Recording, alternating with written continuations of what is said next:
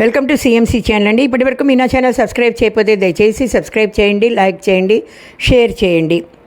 మన తెలుగు మన సామెతలకు పునర్స్వాగతం అండి. ఈ ఎపిసోడ్ సామెత మృగశిర కార్తెలో ముసలి ఎద్దు కూడా రంకె వేస్తుంది. ఇది కూడా ఎవర్ గ్రీన్ నానుడండి. ఈ సామెతకి పెద్దగా ఉదాహరణలు అయితే ఏం అక్కర్లేదండి. ఎందుకంటేను ఇది కూడా వాతావరణానికి సంబంధించిన సామెత అండి. మొన్న మనం రోహిణి కార్తె గురించి చెప్పుకున్నాం. నిన్న 8వ తారీఖు నుంచి మృగశిర కార్తె వస్తుంది అని. ఇప్పుడు చూడండి, అప్పుడప్పుడు మనకి వర్షం చినుకులు పడుతున్నాయి. అలాగే మృగశిర కార్తెలో మురుగుడు వానలు అని కూడా అంటారండి. మృగశిర కార్తె రాగానే సామాన్యంగా వ్యవసాయదారులు ఆనందపడతారన్నమాట. అదే జ్యేష్ఠ మాసంలో పౌర్ణానికి ముందు ఏరు, అంటే ఇప్పుడు వర్షాలు పడితే పౌర్ణానికి ముందు ఏరు బాగా పారుతుంటే దానికి కూడా సామెత ఉందండి. ఏరు ముందా ఏరువాక పున్నమి ముందా అని. అది కూడా ఒక జానపద సామెత, ఎవర్ గ్రీన్ సామెత. ఇవన్నీ కూడా వాతావరణానికి సంబంధించినవండి. ఎందుకంటేను అందరూ కూడాను ఒకేసారి అందరూ చదివేసుకుని అన్ని పంతులని అడగలేరు కాబట్టి ఇది నానుడిగా చెప్పుకుంటారన్నమాట. ఇది వాతావరణానికి సంబంధించిన సామెతగానూ తీసుకోవచ్చు. లేదా మృగశిర కార్తెలో ముసలి ఎద్దు కూడా రంకేస్తుంది అంటే అంతకుముందు రోహిణి కార్తె ఉంటుందన్నమాట. ఎండలు బాగా తీక్షణంగా ఉంటుంది. భానుడు సూర్యుడు మన్ని పేల్చేస్తాడన్నమాట. ఆ సమయంలో ఎవరైనా వడిలిపోవాల్సిందే, వాడిపోవాల్సిందే. మాట కూడా నీరసంగా వస్తుందన్నమాట. ఒకసారి వాన పడిన తర్వాత వాతావరణం చల్లబడుతుంది, మనసు చల్లబడుతుంది. అలాగే మనుషులకి కూడాను ఒక రకమైన కోపదారులు అయితే కోపం వస్తుంది. మామూలు వాళ్ళైతే వాళ్ళకి అనుగుణంగా ఎంజాయ్ చేస్తారన్నమాట. ఇవన్నీ కూడా వాతావరణానికి సంబంధించిన సామెతలండి.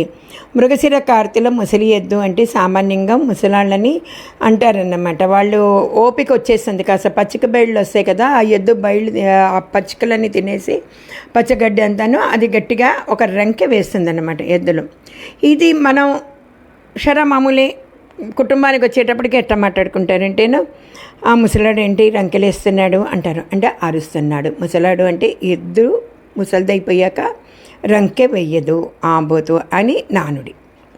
నాకు పెద్దగా పశుశాస్త్రం మీద అంత విజ్ఞానం లేకపోయినా అందరూ అనుకునే మాట అయితే మాత్రం చెప్తున్నానండి. అయినప్పటికీ ఉదాహరణగా మనం సుబ్బలక్ష్మిని సుబ్బారావుని తెచ్చుకుందామండి. సుబ్బలక్ష్మి సుబ్బారావు భార్యాభర్తలు. వాళ్ళు నడివయస్కులు. సుబ్బారావు తల్లి సుబ్బాయమ్మ, సుబ్బాయమ్మ పెనిమిటి సుబ్బారావు తండ్రి రామారావు. అయితే సుబ్బాయమ్మ ఎప్పుడు కూడా ఏమే కాఫీ తీసుకురా అనేవాడు అనమాట.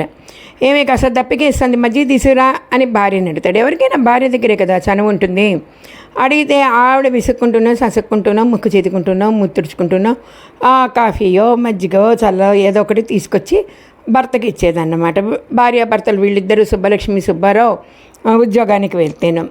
సరే, రోహిణి కార్తె అంతా అలా జరిగిపోయింది. పిల్లల స్కూళ్ళు సెలవులు. ఆవిడకి కూడా విసుగొచ్చేసింది, ఆయనకి కూడా విసుగొచ్చి అరిస్తే మళ్ళా కొడుకుకి కోడలకి కోపాలు వస్తాయి పిల్లల మీద అని ఆయన కూడా ఏం మాట్లాడకుండా ఎట్లాగో నాకు ఓపికగా లేదు, వాళ్ళతోటి మనకెందుకు గొడవ అన్నట్టు ఉండేవాడు ఆయన.